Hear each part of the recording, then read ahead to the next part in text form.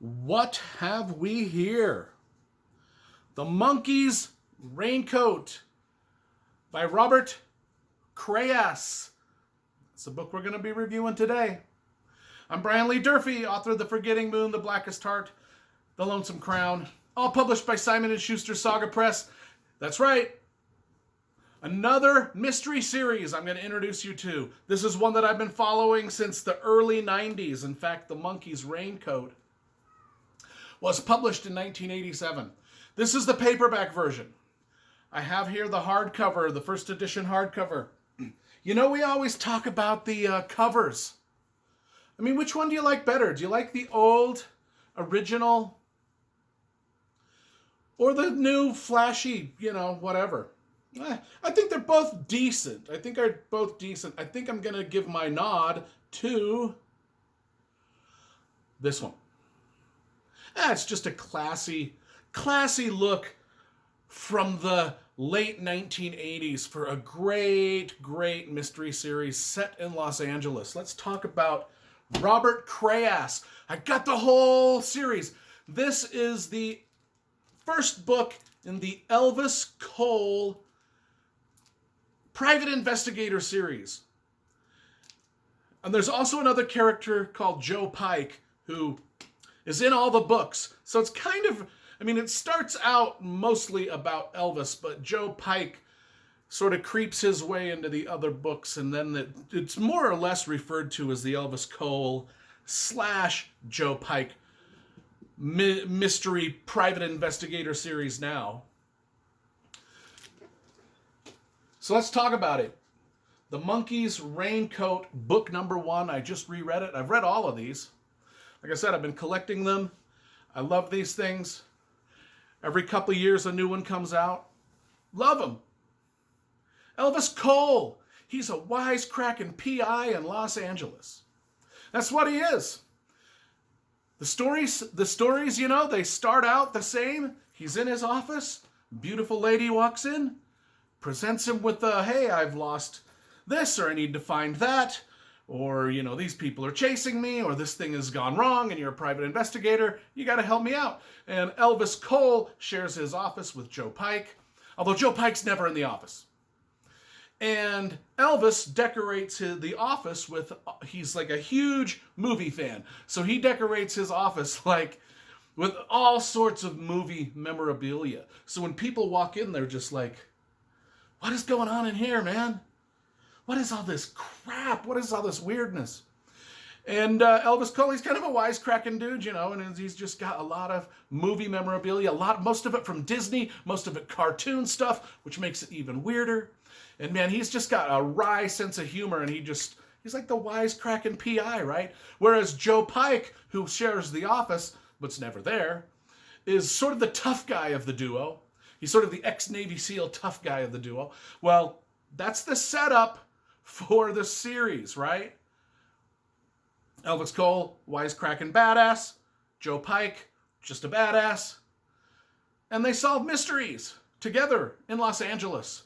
I kind of compare these books to Robert B. Parker's Spencer novels, if you're familiar with those.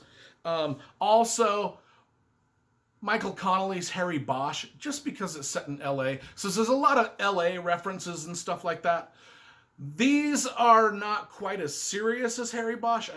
Michael Connelly with Harry Bosch, he really gets into the nitty-gritty policy and procedure of police work, whereas Robert Crais is a little more willy-nilly, flying by the seat of his pants with police procedure. It doesn't matter. They're the private investigators. They don't have to follow every rule that the cops follows, if that makes sense. So it's a little more less serious than Harry Bosch, about the same tone as Robert Parker's Spencer series. If you know what I'm talking about. If you don't know what those series are, go get those and read those too. But anyway, Elvis Cole, I'm going to tell you, this was published in 1987. I just reread it and my mind was blown. I'm like, this is so unpolitically correct, this book. But a lot of stuff written back in the 80s was, I'm just like, you can't put the stuff that comes out of these guys' mouths. Elvis Cole and Joe Pike, the stuff that comes out of these private investigators' mouths, You can't say that stuff today. You can't. I mean, it's only 1987. It's not that long ago. And I'm thinking to myself, oh, I know that that kind of changes. I mean, in the later books, like these later books were published just a few years ago. I know that all that insensitivity has sort of been removed. It's still kind of there in the later books. But oh my gosh, Monkey's Raincoat was just dripping with stuff that was making me go, I don't know if you can say that nowadays. I don't know if people are going to like this book nowadays. People are going to be like, you can't say that. Ooh, politically incorrect. Ooh. But here's what it is. I enjoyed rereading it. In fact, I got a kick out of a lot of the stuff I was finding that was that would make the politically correct crowd just nut up and have their heads explode. It was fascinating to me. Fascinating to me as a person that likes to research and fall back into these kind of things. But anyway, what happens in this book specifically? We've just talked generalities about the thing. Well, Elvis Cole, like I said, beautiful woman walks in. She's like, my husband and my son are missing. You got to go find them.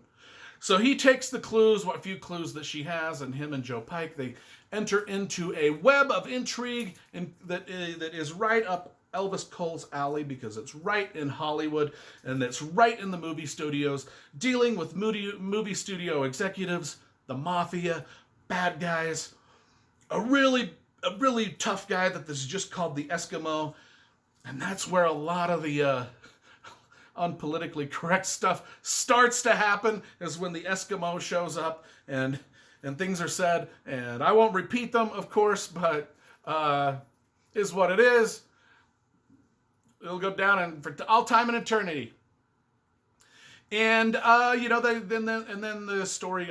We don't do plot spoilers here. Just do a vague generality. We get the missing husband, the missing son. We devolve into the Hollywood netherworld of just the mafia and child sex trafficking, and it just starts to get nastier and nastier and nastier, bloodier and bloodier and bloodier.